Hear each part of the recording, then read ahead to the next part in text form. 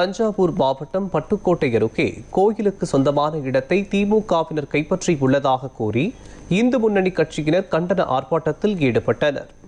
மதுக்கூர் வடக்கு பகுதியில் அமைந்துள்ள அமிர்தகடேஸ்வரர் கோவிலுக்கு சொந்தமான இடத்தில் திமுக கட்சி அலுவலகம் அத்துமீறி அனுமதியின்றி செயல்பட்டு வருவதாகவும், உயர்நீதிமன்ற உத்தரவை மீறி நெடுஞ்சாலைத்துறைக்கு சொந்தமான இடத்தில் தலைவர்களின் சிலைகள், அரசியல் கட்சி கொடிக்கம்பங்கள் உள்ளதாகவும் இந்து முன்னணி கட்சியினர் குற்றம் சாட்டினர்.